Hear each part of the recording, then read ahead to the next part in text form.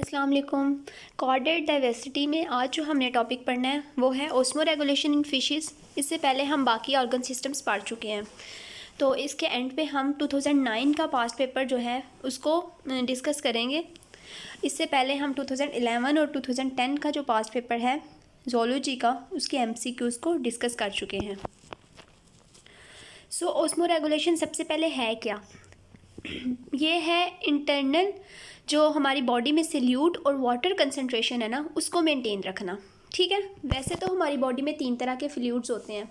एक जो ब्लड में प्लाज्मा होता है, और जो सेल के दरमियान फ्लूइड, सेल में फ्लूइड होता है, ठीक है, इंटरस्टिशियल फ्लूइड होता है।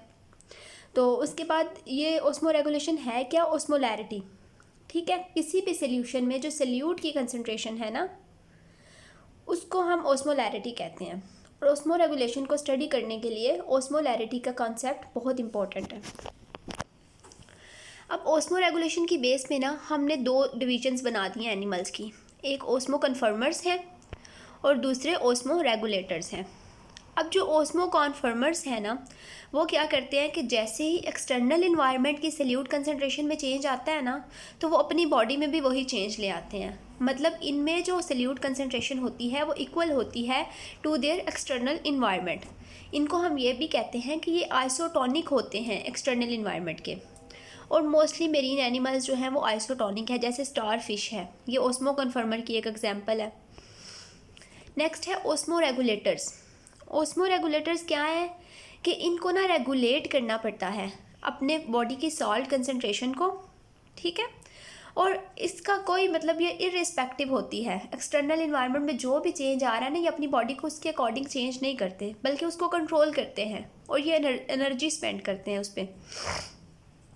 अच्छा, इसमें क्या है कि ना ये इसकी मेंटेनेंस के लिए high amount of energy use करते हैं। इसमें मेरीन फिशेस भी आ जाती हैं, फ्रेश वाटर भी आ जाती हैं और टेरेस्ट्रियल एनिमल्स भी आ जाते हैं।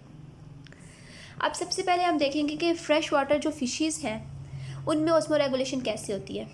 एक तो सबसे पहले क्या होता है कि जो फ्रेश वाटर इन्वायरमेंट है ना, उसमें ना साल्ट कंसनट्रेशन जो होती है कम होती है एज़ कम्पेयर टू फिशेस के इन्वायरमेंट की। मतलब उसकी फिशेस की बॉडी के लिहाज से ना बॉडी में ज़्यादा सल्यूट होता है और एक्सटर्नल इन्वायरमेंट में सल्यूट जो है वो कम होता है।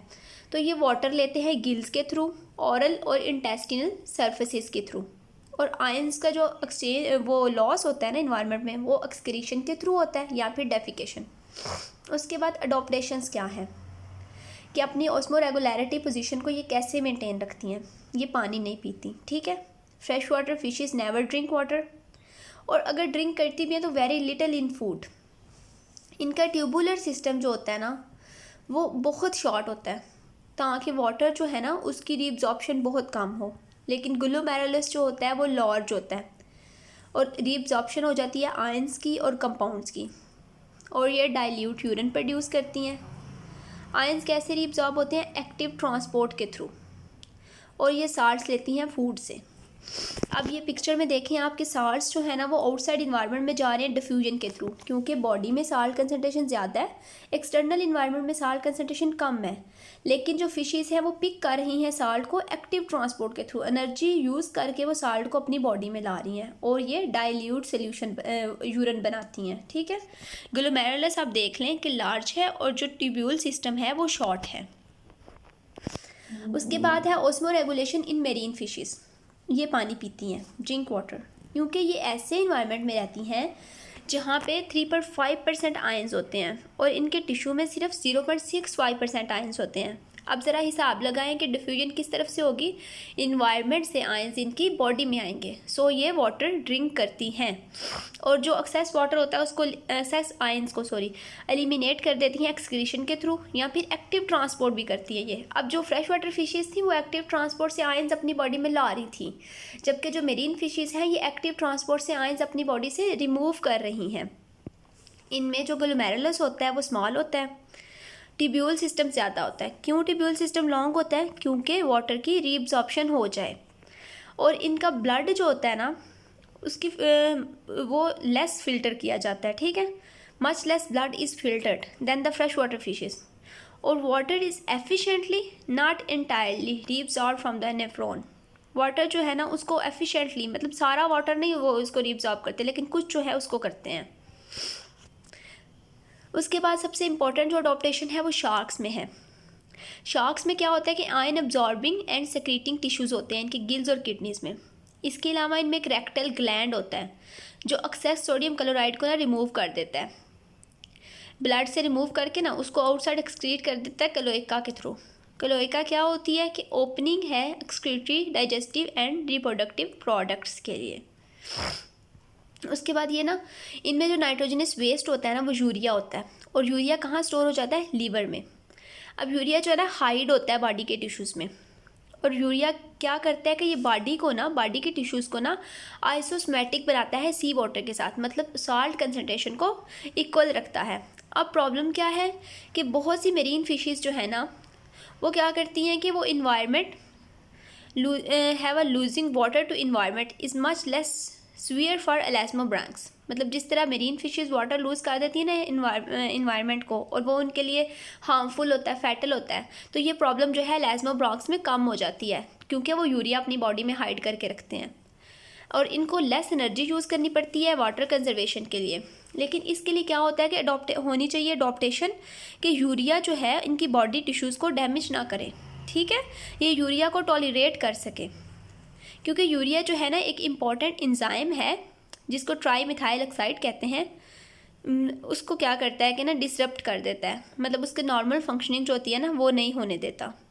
तो फिर क्या इसमें एक तो ये है, सबसे पहले याद रखना है यूरिया स्टोर करते हैं बॉडी में, एडॉप्टेशन है इनकी, ठीक है, और ये टॉलरेंट है यूरिया के लिए। सेकंड, इनमें रेक्टल ग्लैंड्स होते हैं, ठीक है, जो एक्सेस सोडियम क्लोराइड को ना बॉडी से एक्सक्रीट कर देते हैं क्लोएका के थ्रू।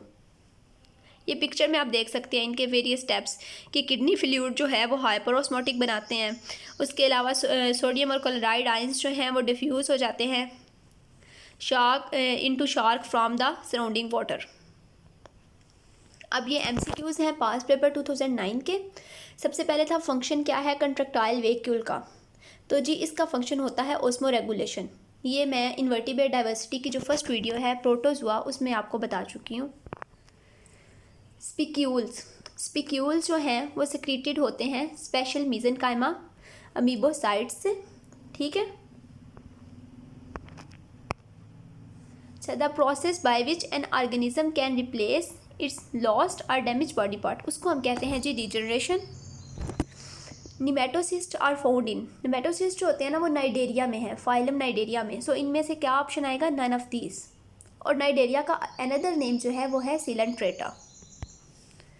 पोलीचीड्स में लोकोमोटरी ऑर्गन जो है ना वो होता है पैरापोडियम। बाइपिनेरिया जो है ये लार्वल फॉर्म है अकाइनोडर्मेटा की। Close type of circulatory system जो है वो प्रेजेंट होता है एनिलिड्स में।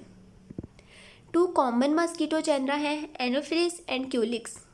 अच्छा, इनको हम आइडेंटिफाई करते हैं इनके सिटिंग पोस्चर से। स्वेट ग्लैंड जो है वो प्रेजेंट होते हैं सिर्फ मैमल्स में। स्टर्नम जो है वो नहीं होती एम्फीबियंस में। एम्फिओक्सिस बिलोंग करता है सिफेलोकॉर्डेटा से। ऑप्टिक लोब्स जो हैं वो प्रेजेंट होते हैं मिड ब्रेन में, ठीक है। तो ये था आज का पेपर। इसके बाद मज़ीद वीडियोस के लिए प्लीज़ स्टे ट्यून्ड।